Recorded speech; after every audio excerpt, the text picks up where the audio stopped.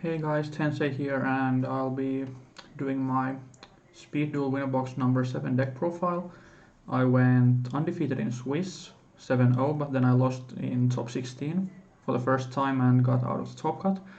So that was unfortunate, but I still think going 7 rounds undefeated was pretty good, and my list is at least somewhat fine then, despite not making it that far into a top cut.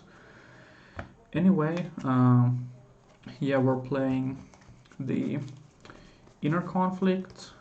I call it Inner Conflict Goodstuff.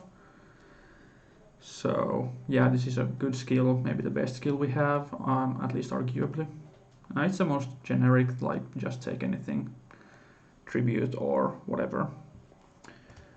Then for the main deck we have double Kaiser Glider and Shinzo. So yeah, I only ran 3 tributes. It might be a little slow to see at times, but I also didn't want to brick on them.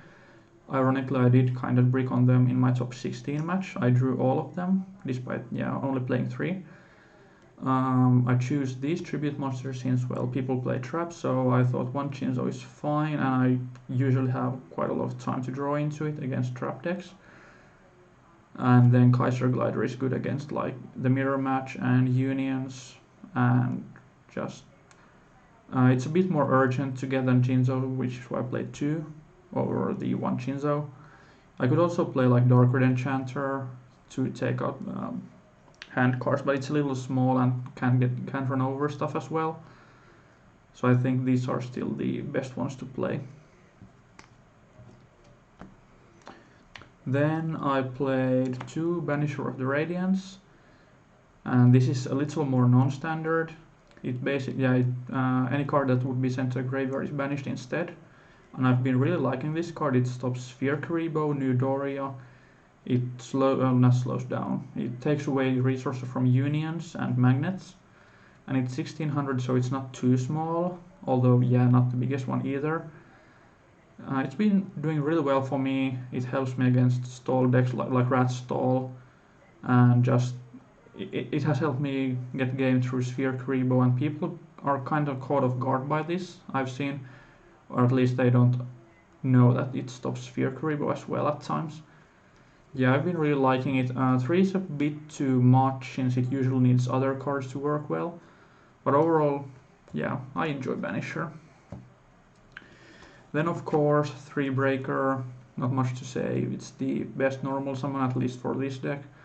1900 beater takes away back row. The only problem is that sometimes in the mirror match you run into awkward situations where you have to normal summon this and then they can pop your stuff if they steal with Inner Conflict. Yeah, of course, yeah, play 3.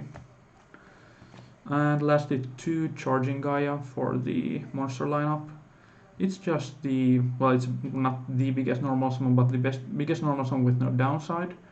And if they sphere or book it, it's still 2100, and even better if they book it, it also resets, so it's to 2300. And in a pinch you can use it with Inner Conflict tributing their monster and one of your monsters, especially if you get like Nightmare Wield or something. For spells, 2 Book of Moon, could be 3, but I think it's fine like this. It's just so versatile, yeah. It's a bit awkward against stall decks, but even then it has its uses. It's just, yeah, Book of Moon is good. 3 offerings. Maybe you realized I'm not playing Sphere Karibo in the main deck. So this is to protect Banisher. I don't want to play Sphere Karibo myself since Banisher stops it, but I do side it for the matchups where it's extra relevant. This should be like enough monster protection. Get rid of stupid stuff like XYZ Dragon Cannon and opposing Shinzos, whatever.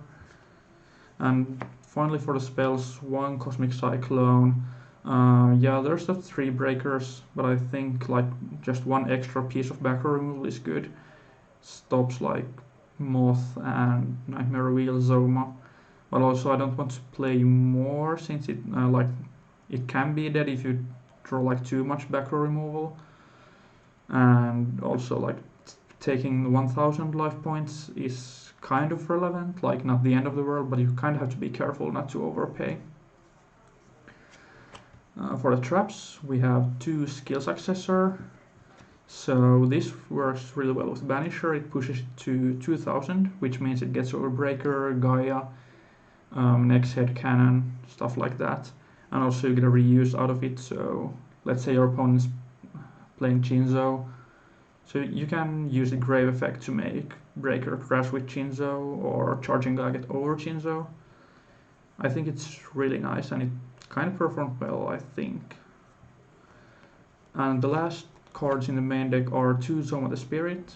Kind of self-explanatory, it's another monster. Deals a lot of damage against specific decks, like if you attack into this with Kaiser Glider, you're pretty much at a killing range. And of course it doubles as a tribute as well.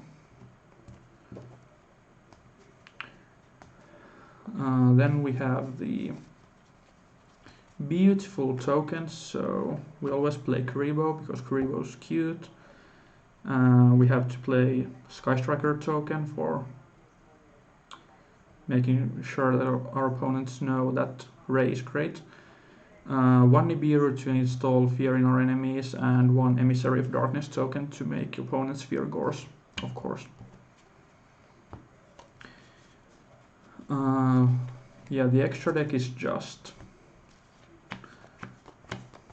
basically one of anything good.